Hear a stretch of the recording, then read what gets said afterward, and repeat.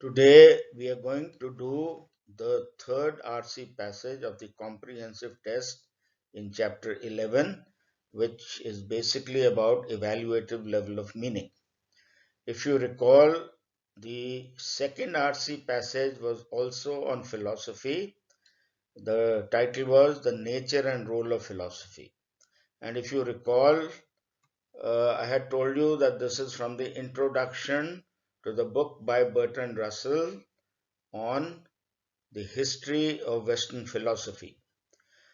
This third passage, which we are going to do today, is from the last chapter of that same book, History of Western Philosophy.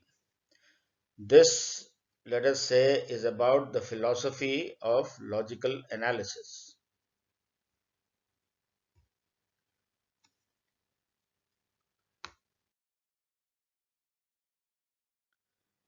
Okay, let's start reading the passage. Philosophy throughout its history has consisted of two parts inharmoniously blended. On the one hand, a theory as to the nature of the world.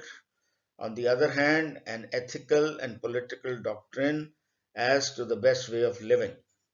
Now, if you recall, in the last passage we did on the nature and role of philosophy, Bertrand Russell, the author, had brought out that philosophy is in that no man's land between between science and theology, and it takes something from both, right? From theology, it takes all those questions which are of most importance to speculative minds.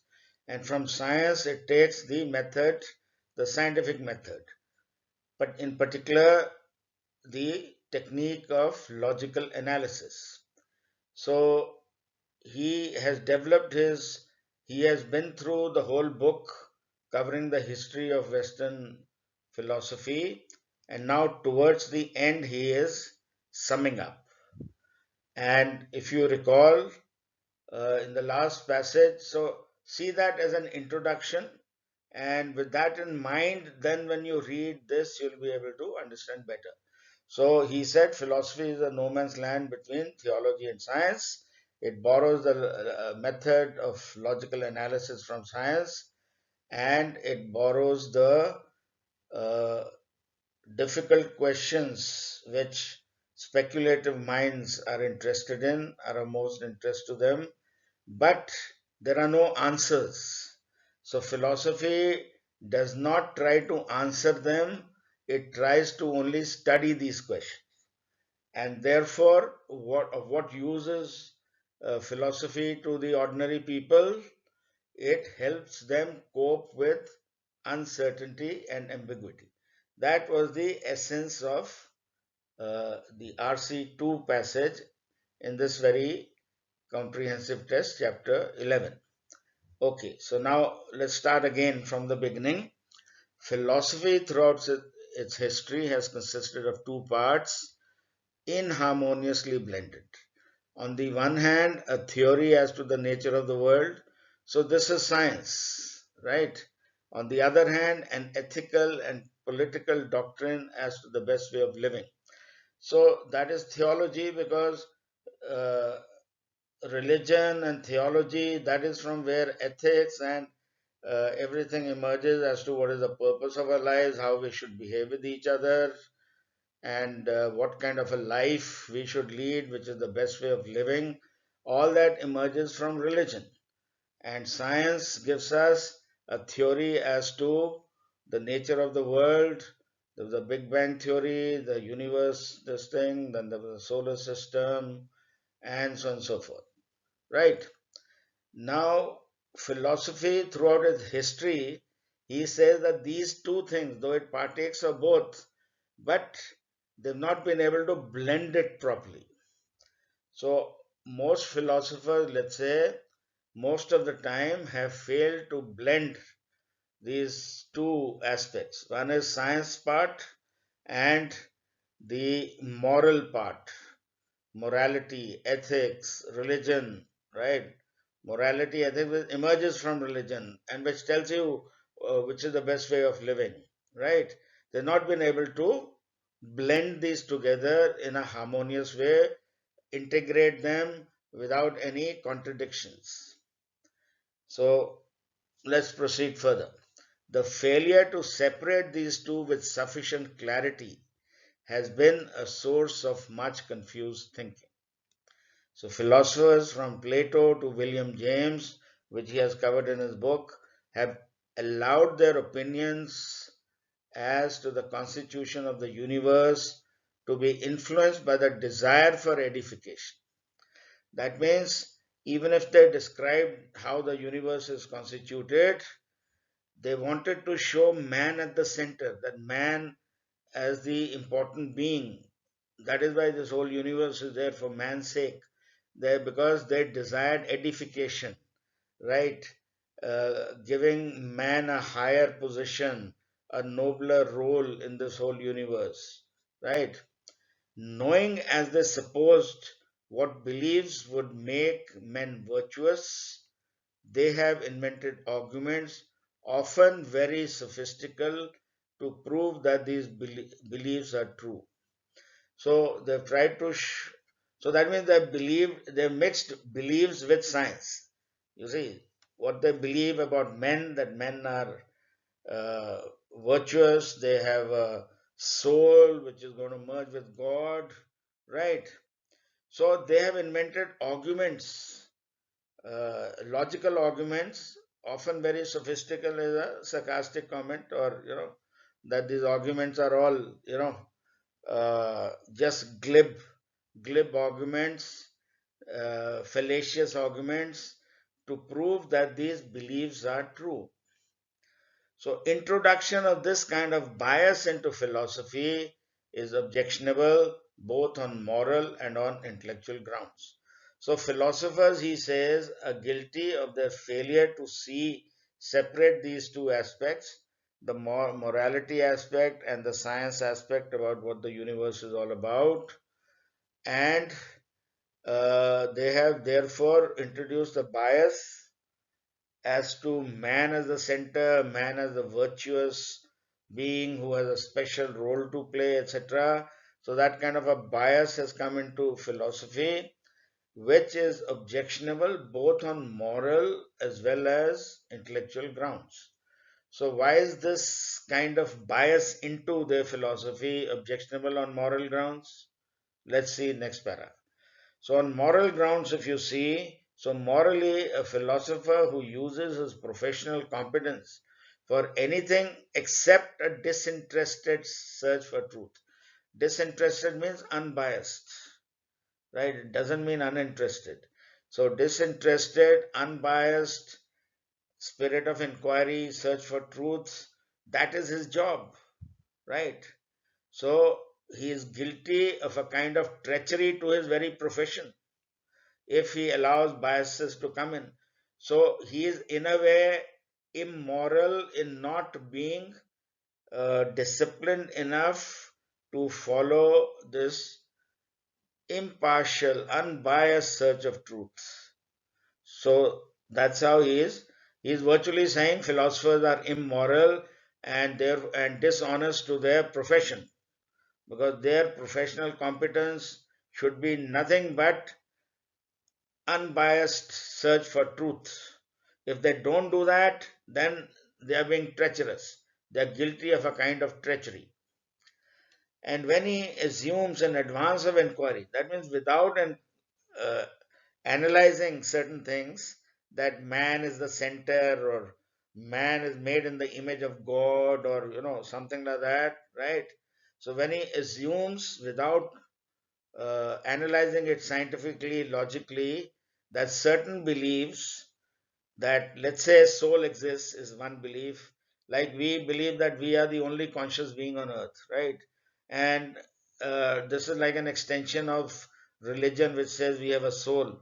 So in advance of inquiry, if we believe that we have a soul, whether true or false, are such as to promote good behavior, that because we have a soul, it will make us behave well in a society, right?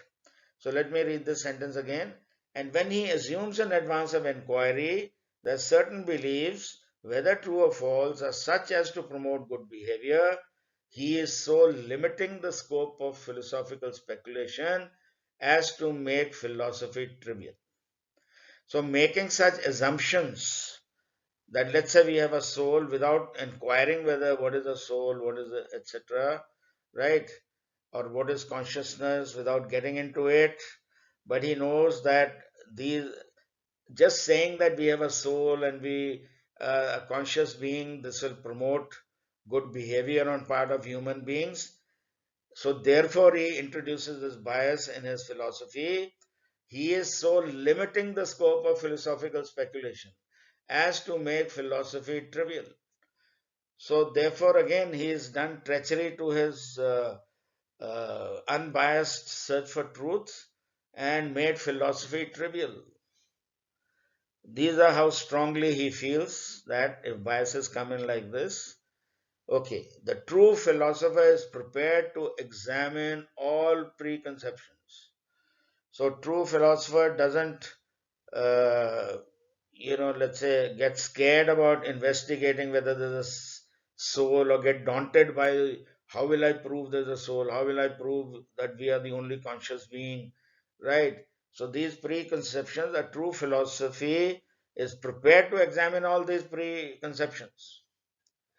That means nothing is beyond philosophy in terms of what it should examine, but it should examine using the rigorous method of logical analysis, right? That's the whole point. So the true philosophy is prepared to examine all preconceptions. He should not be placing any limits. Yeah, yes, soul consciousness. Let me take it for granted because I need a starting point, right, from where to build my philosophy. I don't have one. Now, if I get into examining those and come up with no answers, then I'll have no philosophy to present. So let me assume them as a starting point and then proceed. But then you are limiting your philosophy. So when any limits are placed consciously or unconsciously upon the pursuit of truth, these are putting limits by assuming certain things, right? And not putting them to rigorous examination, you're limiting your pursuit of truth. Philosophy becomes paralyzed by fear, and the ground is prepared for a government censorship punishing those who utter dangerous thoughts. So he is worried that if I say God is not there or man does not have a soul, this is all false. No one has been able to prove it, right? So his philosophy may get censored by the church, the government, the people in authority, right? So his pursuit of truth is paralyzed by fear. He may be said to be a philosopher who is uttering dangerous thoughts and spoiling the minds of our people who are otherwise pious, religious, devout people, good citizens of the country, etc. Right? So, in fact, the philosopher has already placed such a censorship over his own investigations. So, forget about the government.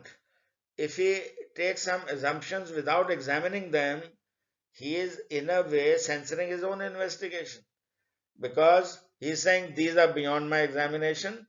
I'll take them as for granted and proceed because there is the authority of religion, the Bible. Everybody believes that we are conscious, right? We have a soul, etc. So he is in a way placing a censorship over his own. He's limiting his own investigation into those very areas. As you are aware, today there's so much of research going on consciousness, and people are putting probes in the head and trying to examine a lot of things, right? There are a lot of Zad passages on consciousness, which we'll see later. So, again, recapitulating from para 1. So, inharmoniously blended science and morality, let's say, and introduction of a bias in every philosophy which is objectionable on moral grounds. What is the moral ground? That you're limiting your own investigation, you're putting censorship on your own investigation, you're taking certain things for certain preconceptions as true before proceeding and not investigating them. So you're being dishonest in your profession as a philosopher, therefore you're morally wrong in doing so. Now let us see intellectually. So why is this introduction of a bias intellectually objectionable? So you say you should keep the thread with the earlier thought alive. If you miss that, then your comprehension goes for a 6. So that is why I'm keeping that alive for you. Intellectually, the effect of mistaken moral considerations upon philosophy has been to impede progress to an extraordinary extent. So, intellectually, you can object to the fact that philosophy could have achieved much more, but you limited it. You just took uh, that, man has a soul, he's the only conscious being, as a fixed thing, which may be mistaken, but the end result of that is that you have limited the extent to which you could have explored and your philosophy could have become richer, right? So it has impeded progress. I do not myself believe that philosophy can either prove or disprove the truth of religious dogmas. So he has said in the previous passage also that science can give definite answers, and those definite answers are very limited. Religion, theology, and religion gives us dogma, right, which are like fairy tales, which are not worth anything, and which are not open to scientific examination, and therefore a philosopher cannot find answers to these profound questions. He can only study them. That was how he had introduced his book. So I do not myself believe that philosophy can either prove or disprove the truth of religious dogmas. Let's take a simple thing that there is a God. Okay. And we must go work, we must behave, we must be good people, behave as per the 10 commandments or whatever God has said, right? Now, can you prove or disprove whether God exists? Philosophers can't, right? Science doesn't help them in that. Uh, I'm just saying, so they're limited.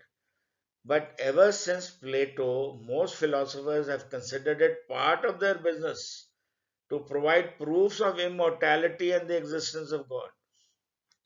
Right?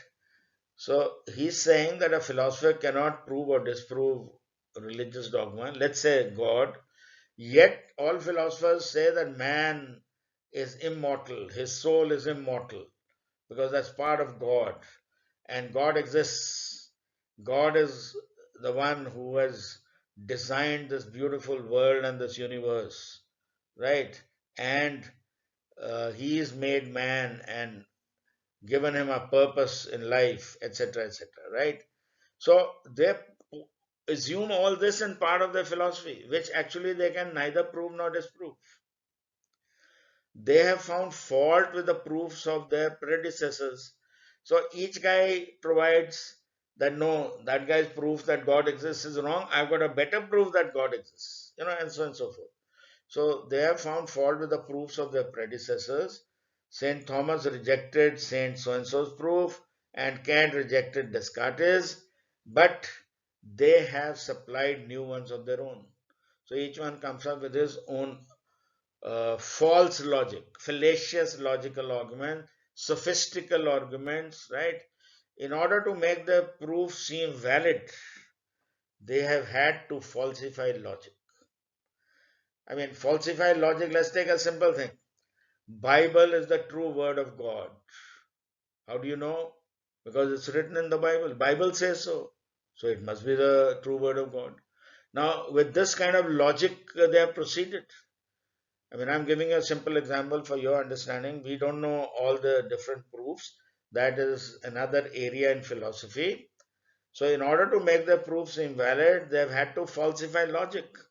So they present fallacious arguments, make mathematics mystical, right? Twist mathematics to prove certain things to pretend that deep-seated prejudices were heaven-sent intuitions. So they pretend that they have a deep-seated bias that God exists. There must be a God, otherwise how could all this happen, right? And they treat it as that this intuition has come to me from heaven. God has given me this intuition that He exists, right? So so this is a prejudice that God exists, and you are trying to show it as a heaven-sent intuition. So this is how they fool themselves, right? And introduce biases in their own proofs and method of going about it. This is not logically rational, right? So these are the flaws why philosophy has not been able to blend science and the science which has given us the nature of the world, which we know, cosmology gives us. If you want to know what science is, read Brief History of Time by Stephen Hawking or Theory of Everything by Stephen Hawking, right? And morality and this matching all that and seeing whether they can be integrated, they've not been able to do it. Okay, so therefore, introduction into of bias into philosophy has come about throughout history, and it is objectionable on moral and intellectual grounds, and that he has shown. Now, all this is rejected by the philosophers who make logical analysis the main business of philosophy. So, Bertrand Russell is a philosopher of the school of those philosophers who believe in the philosophy of logical analysis, right? So, their school of philosophy is called the philosophy of logical analysis. So, these guys reject all this, what other philosophers say. They confess frankly that the human intellect is unable to find conclusive answers to many questions of profound importance to mankind, which he had done in the previous passage also, that philosophers can only study them. These are these answers are insoluble. They cannot be an answer to it. Even here he is saying that philosopher cannot prove or disprove the truth of religious dogmas, right? So, the philosophers of logical analysis, frankly, their starting point is that the human intellect, right, our mind, our brain, is unable to find conclusive answers to many questions of profound importance. And those questions were listed in the previous passage. Is there order in the world? Does life have a purpose? Is there mind, matter, etc., etc.? But they refuse to believe that there is some higher way of knowing. So, one is human intellect cannot find conclusive answers to many of them, and there is no higher way of knowing by through intuition, heaven sent intuitions. So you have only human intellect to rely on through the process method of logical analysis, right? So then they're limiting their. So this is their faith. Their basic faith is on human intellect, logic, and they reject everything else. So there is no higher way of knowing by which we can discover truths hidden from science and the intellect. So only science and intellect they trust in, nothing else. For this renunciation, that means that these philosophers have renounced that higher way of knowing. They have been rewarded by the discovery that many questions formerly obscured by the fog of metaphysics. Now, metaphysics is like religion, morality, ethics, which is beyond science, okay, which is, let's say, towards religion. So, these philosophers, they have renounced this higher way of knowing, and how have they been rewarded? That they have discovered many answers to certain questions which otherwise were being answered, in a mistaken way by theology and religion. So many questions formerly earlier which were obscured by the fog of religion, let's say, can be answered with precision and by objective methods which introduce nothing of the philosopher's temperament except the desire to understand. So, unbiased answers with no introduction of bias. So, that means he's trying to say this logic method of logical analysis does give results. It is not that it won't give you results. So, they've been rewarded by actual results. Okay, in understanding certain things, they don't have to introduce a bias to be able to make sense of things, right? So let us see. Take such questions as what is number? What are space and time? What is mind and what is matter? I do not say that we can here and now give definitive answers to all these ancient questions, but I do say that a method has been discovered by which, as in science, we can make successive approximations to the truth. So, this method of logical analysis allows us to reach closer to say what is space, what is time, right? What is mind, what is matter. So, and gradually come closer and closer to the real truths over a period of time by with new further analysis and scientific research, etc. In which each new stage results from an improvement, not a rejection of what has gone before. So this, if you recall, we had that passage on dogmatic attitude and critical attitude, right? In chapter 6. There also, you're gradually, by applying critical attitude, you're reaching to approximations of truth. And at any given time, science constantly always remains tentative, open to questioning, open to change, and thereby further closer approximation to the truth. So I'm just saying how that thinking matches here as well. Let's see further. So from the last para, we saw philosophy of logical analysis. Only trust the human intellect and science and not the higher way of knowing. And they've been rewarded by getting pretty good answers to certain questions and very close approximations to the truth about them, right? So, uh, though these answers are not conclusive, okay. So now let's see what he says. In the welter of conflicting fanaticisms, one of the few unifying forces is scientific truthfulness, by which I mean the habit of basing our beliefs upon observations and inferences as impersonal and as much divested of local and temperamental bias as is possible for human beings. So that means the humankind, if somebody believes X, somebody believes Y, and are fanatic about those things, there'll be constant conflict in thought process. They will only argue against each other. The unifying force within all this intellectual, let's say, the fanaticisms of different intellectuals is scientific truthfulness, right? Which only comes from observation and inferences without introduction of any personal bias of any kind. To have insisted upon the introduction of this virtue in philosophy and to have invented a powerful method by which it can be rendered fruitful are the chief merits of the philosophy of logical analysis. So, philosophy of logical analysis has done two things. It has insisted that philosophy should be devoid of any bias, right? Introduced because something personal or temperamental or your religion and other things are influencing your mind, right?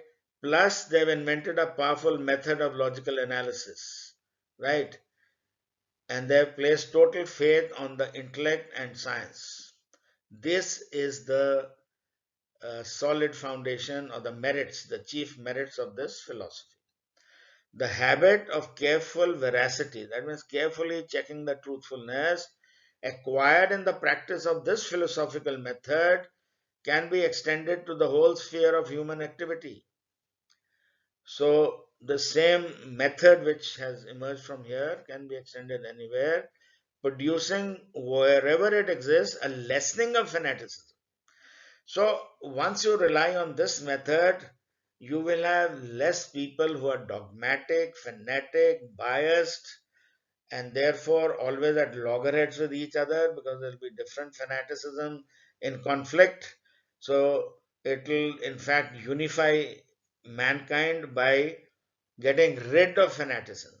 So, a lessening of fanaticism. So, the real purpose now, earlier we saw that philosophy helped us cope with uncertainty and ambiguity.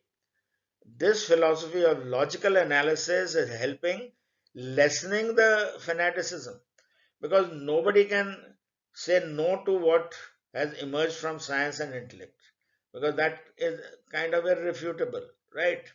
So, uh, that will reduce some fanaticism. Somebody said something, science has said something else, so therefore his fanaticism, his belief has been weakened in it, in whatever he thought earlier, because science now has come up with something. So a lessening of fanaticism with an increasing capacity of sympathy and mutual understanding. So let's say two fanatics with extreme views are fighting with each other, and as philosophy of logical analysis keeps coming up with new things, and these two philosophers, fanatics who are fanatics in their own way, their fanaticism will be reduced. They will sympathize with each other. Yes, you were right to that extent. And he'll say, yes, I also agree. So they will start accepting each other, understanding the other's viewpoint, being sympathetic to the logic they presented, and it will, let's say, being a unifying factor. So this is what philosophy of logical analysis is helping us in abandoning a part of its dogmatic pretensions, right? So philosophy has dogmatic pretensions, that is the introduction of the bias. Philosophy does not cease to suggest and inspire a way of life. That means if philosophy was to get rid of its dogmatic or these biases, it still inspires a way of life and tells you that don't be fanatical about everything. Be open, be liberal in your thinking, be more accepting and receptive of different points of view. That is what philosophy can teach you. So, one of the things throughout was that there should be no bias introduced. So, in abandoning a part of his dogmatic pretensions, that means the bias, in abandoning its biases, philosophy does not cease to suggest and inspire a way of life.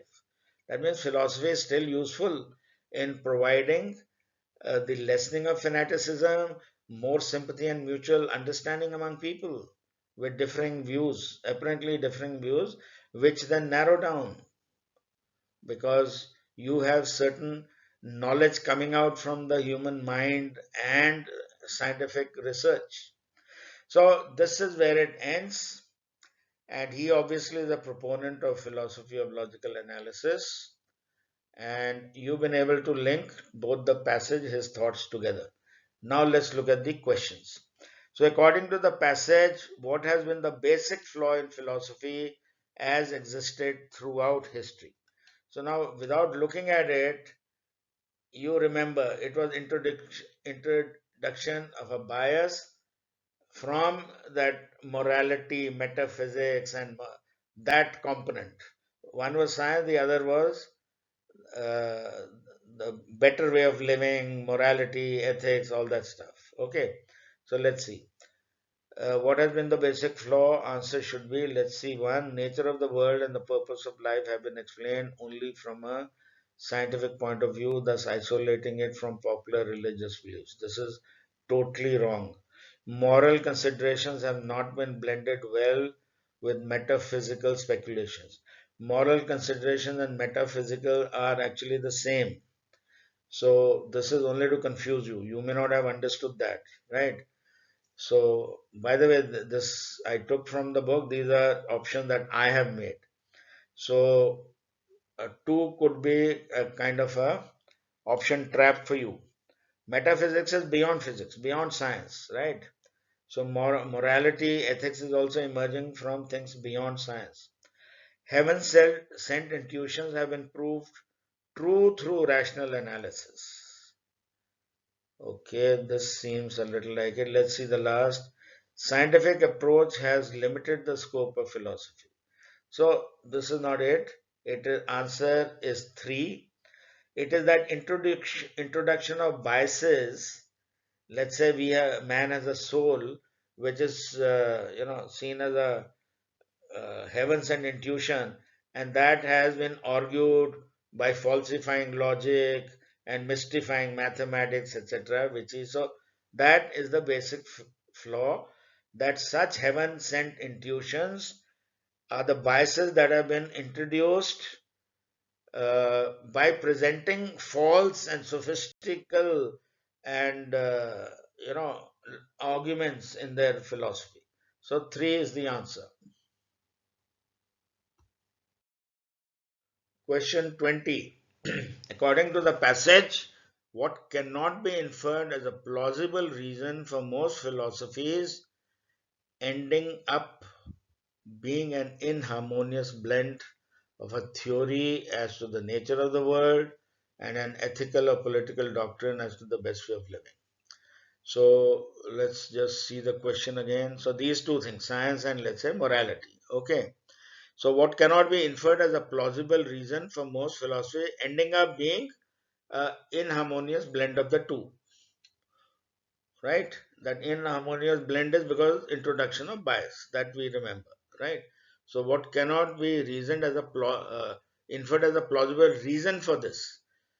Why does this happen? Why does error? Why does bias get introduced into philosophy? That's the question. So, because human intellect is unable to find conclusive answers to many questions of profound importance, so therefore people then take something, they need something to start and then develop the philosophy.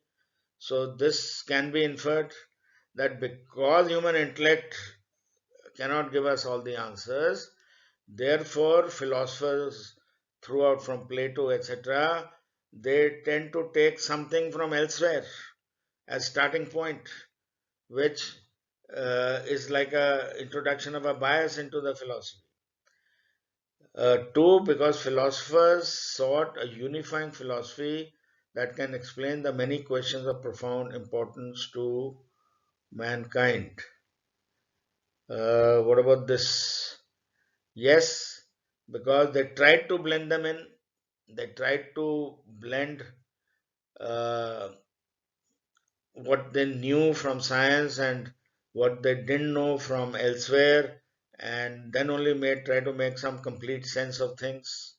So yes, that is why bias got introduced, because philosophers sought to reconcile their religious beliefs with scientific rationality. Yes, in the process of reconciliation they borrowed from religion. So these can be inferred. These were the reasons, possible reasons why the philosophies had bias introduced, because philosophers failed to see clearly that all knowledge is basically interconnected. This cannot be inferred because this is not what the passage in any way is saying. There's not a reason for the inharmonious blend, right? Because philosophers failed to see clearly that all knowledge is basically interconnected. The fact is that two are separate. Religion is separate and uh, science is separate. So basically, interconnected is not the reason. They failed to see that it's basically interconnected, therefore, bias came in. So this certainly is not the answer. So this cannot be, this cannot be inferred, while 1, 2, and 3 can be inferred. So 4 is the exception. So it's like can be inferred except. So except 4. So questions like cannot be inferred can be a little tricky. According to the author, which of the following are the basic virtues of philosophy except? So, basic virtues of philosophy, let's just recall what he said. He only talked of disinterested pursuit of truth, right? Not letting biases come in and following a logical analysis. This seemed to be the basic virtues, right? Seeking knowledge with a free spirit of inquiry and scientific disinterestedness, yes. That means scientific impartial, impartiality, lack of bias, relying completely on rational analysis of observations, yes, and obviously inference from there, so that rational analysis. Then seeking knowledge that promotes good behavior, no. If you seek knowledge that promotes good behavior, then you'll introduce a bias. If you see para 1, right? Because religion tells you what will promote good behavior in human beings. So in a church or Bible, if you read, that will make you a good man, and you'll love thy neighbor as thyself and stuff like that, right? So 3 is not a basic virtue of philosophy as per the author, who believes in the philosophy of rational analysis, right? Being satisfied with approximations of truth. Yes, be happy, cope with the uncertainty and ambiguity, and be satisfied with approximations of truth. Science cannot give you beyond that, so accept whatever you got, but through the proper approach and method, not by some other false method. According to the author, in which of the following ways does a philosopher place a censorship upon his own investigations? What was this? Let's recall. It was because he introduced that bias and therefore did not examine that bias itself and just accepted it. So he started with some assumptions, right? That is, and did not examine those. So he censored his, uh, let's say, examination of those assumptions which he started with. So by failing to investigate the assumptions on which his arguments are based, clearly, I mean, I don't have to see the option, though I made this question ages back. Okay, now let's see the other options.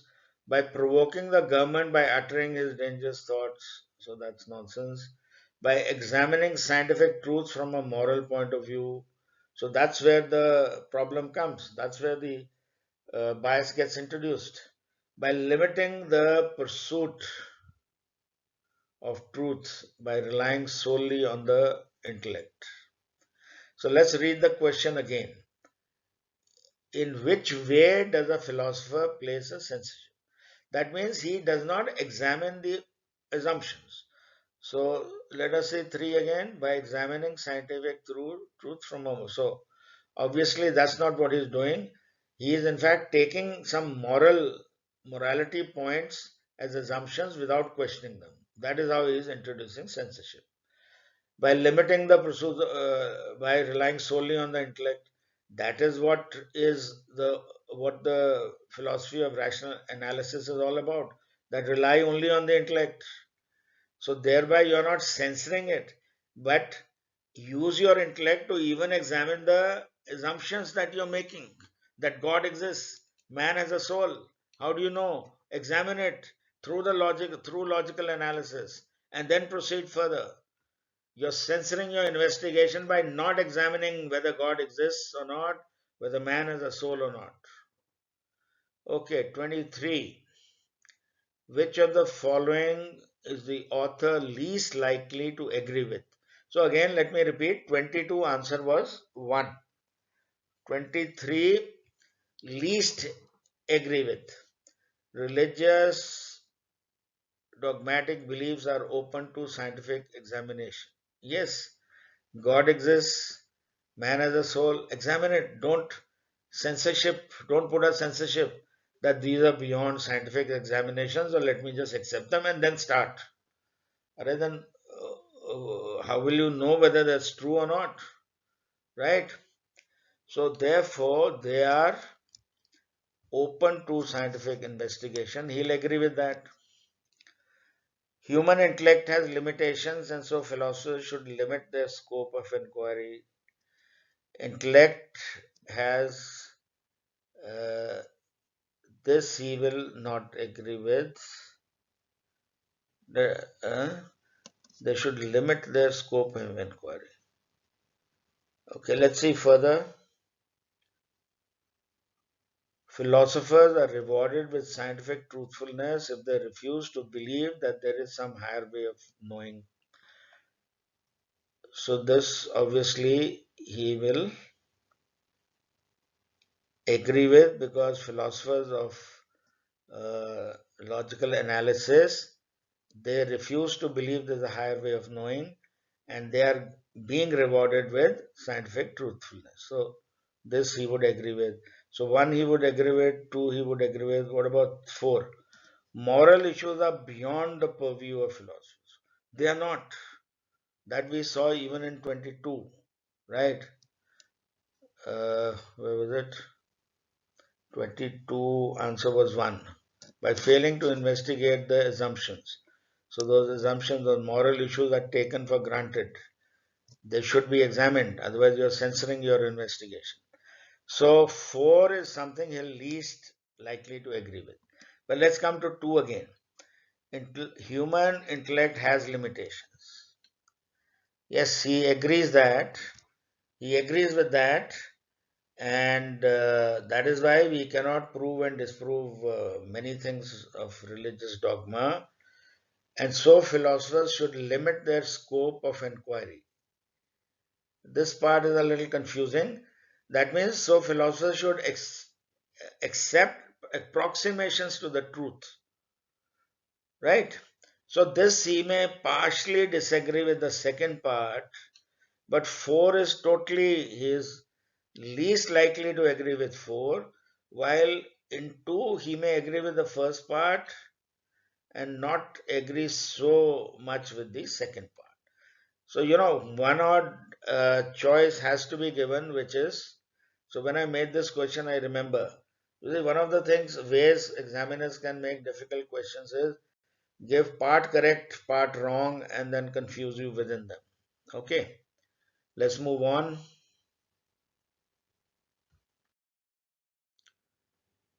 Okay, question 24.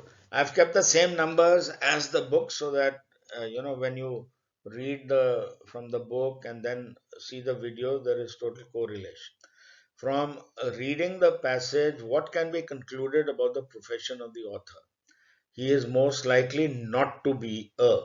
Now, there was a similar question in the RC2, the nature and role of philosophy, where he is most likely not to be a theologian because he said so many negative things about theology that all it gives us is fairy tales, right? It's like it is insolence on again on the universe, etc., etc., right? So he is obviously a logician because he is only talking of intellect and the logical analysis method. Mathematics, we cannot say he's not a mathematician. At least he knows that philosophers, they make mathematics mystical in the process of building up their philosophy. So to that extent, he understands mathematics. We don't know whether he's a mathematician as a profession or whatever. Historian from history, right from history, from Plato. So he's commenting about the whole sweep of history. So he's uh, obviously interested in that. But he's certainly not a moral preacher because he says morality only introduces biases in the disinterested pursuit of truth. And those what morality introduces, those should be put to scientific scrutiny. So he's certainly not a moral preacher. So 4 is clearly the answer. I couldn't make a tougher question, so I had to so this is a cakewalk for you. 25. According to the author, what are the effects of scientific truthfulness in the pursuit of philosophy? What are the end results? So we get scientific truthfulness by the philosophy of rational analysis. It helps reduce fanaticism, lessening of fanaticism, more sympathy and mutual understanding. Those were the words, last para. Let's see. A greater tolerance for differing views on questions of profound importance to mankind. Yes, you are more tolerant because whatever knowledge you have, now you have a scientific knowledge, people have different views. So you tolerate that, there's uncertainty. The answer that scientific truthfulness has given is also just an approximation to truth. It is not a conclusive answer. An increase in uncertainty on questions. So there is no increase in uncertainty. There is, in fact, an approximation to the truth. So, with let's say small steps, you are reaching closer to the truth, one step closer, each being an improvement on the past. That's what the passage says. So, according to the author, what are the effects? So, not B, so B doesn't fit in. Let's see further. So, there's no increase in uncertainty. There is, in fact, a decrease in uncertainty to the extent that you are more approximately closer to the truth. See, a decrease in personal biases guiding philosophical speculations. Yes, biases now will not enter because you're pursuing scientific truthfulness through the logical analysis, a greater proximity to the truth, approximate. So, A, C, D, but not B, which is option 2. So I hope now that we've gone through 2 passages on philosophy. If you could do this together and then watch the videos, it will be perfect, because this will give you an idea about philosophy, which somehow seems to be a esoteric subject, difficult for you to understand. You wonder what all these philosophers do. So now you know what they do. Thank you.